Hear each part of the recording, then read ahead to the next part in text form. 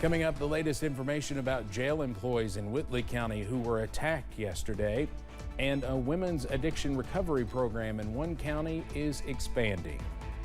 Plus, we could see some patchy frost by Sunday night. Those details coming up as Mountain News First at 4 continues.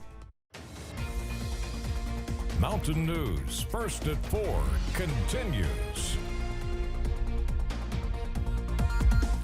A man could be facing several assault charges after attacking employees at the Whitley County Detention Center. Police say the attack happened yesterday morning when inmate Dylan Knuckles was brought in for violating parole. Williamsburg Police and EMS responded to the scene.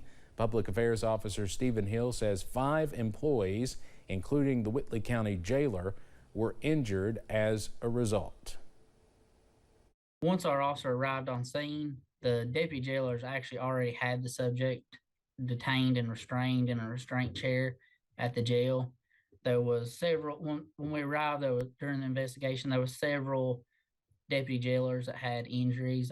Two had been stabbed, 2 had possible broken ribs, and the jailer had a broken finger. Hill says they are now waiting on a potential indictment. Grammy-winning singer and former American Idol contestant Mandisa has died at 47.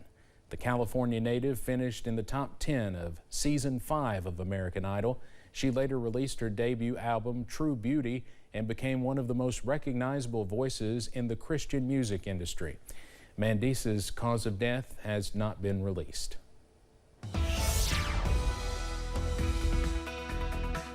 We are tracking some gloomy weather to close out the work week as a cold front begins to move across the mountains, and that is sparking a few showers. Also some cooler temperatures up on First Alert Pinpoint Doppler. The good news, no severe storms on this Friday, but we are tracking some hit or miss rain showers. Zooming into parts of the I-64 corridor, also close to the Mountain Parkway, some light showers in Wolfe County, moving into McGoffin, also Morgan counties, and a few more light to moderate showers at this hour from Perry County, pushing into Breathitt, also for Clay, Leslie, and Knott counties at this hour. A live look from Perry County from Buffalo Mountain, and we are overcast, also cooler on this Friday. Had highs in the 80s yesterday. We have highs in the 60s on this Friday. Notice a cold front is draped across the region, up to 57 for Moorhead, but up to 75 over in Middlesboro, also in Jonesville. So we are tracking a cold front, and that will continue pushing off to the south and east as we close out your Friday. Those lows are cooler to wake up in the morning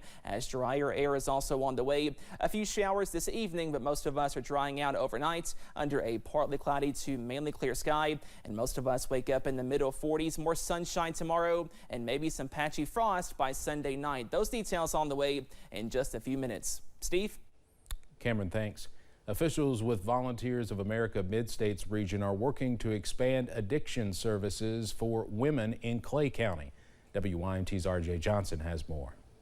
Hundreds of people gathered for the groundbreaking of the expansion of the Volunteers of America site here in Clay County. Officials with VOA are working to help more women struggling with addiction.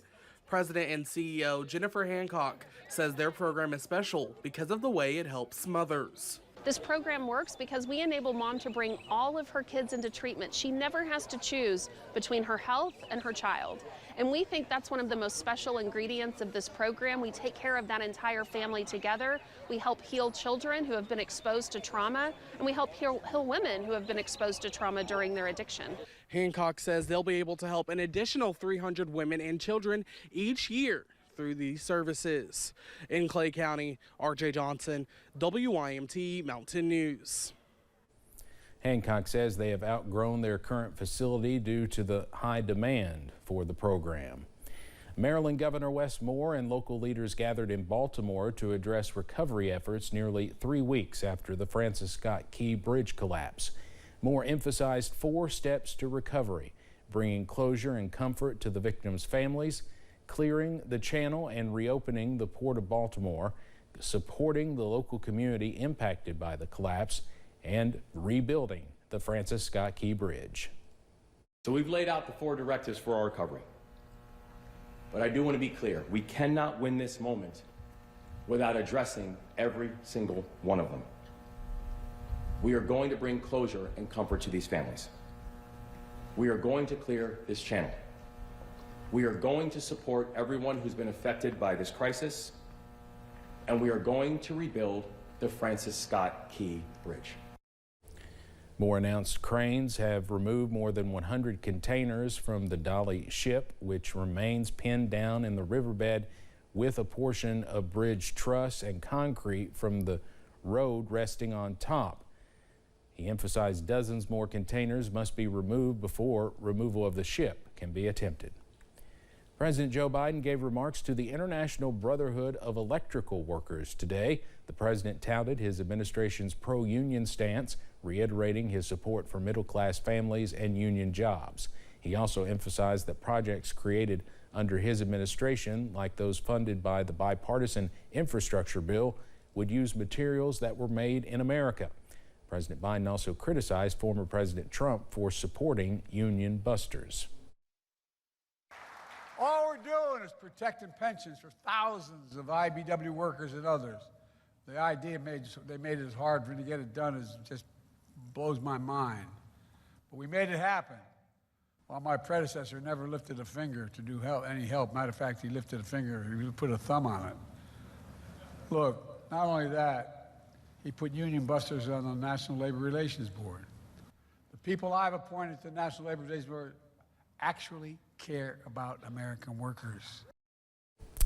Well, meanwhile, House Minority Leader Hakeem Jeffries of New York held a news conference today on Capitol Hill. Jeffries says hopefully the House of Representatives is on track to meet the needs of U.S. national security now when lawmakers vote tomorrow on bills that would provide aid to Israel, Ukraine, the Indo-Pacific, and improve the security on the southern border of the United States. Extreme MAGA Republicans, as we have observed, are out of excuses, and the American people and our allies in Ukraine and throughout the world are out of time in terms of our national security needs being met. Hopefully we're on track for that to happen tomorrow. We've been very honest in our assessment of the situation from the very beginning, including in the declaration that I made in late February. Jeffries said, quote, "We still have to get the national security bills over the finish line." Coming up on First at 4, a number of people have been fired from one big tech company. Find out why when we return. Plus, we are tracking a few showers to close out your Friday, but drier air is on the way. Your forecast coming up.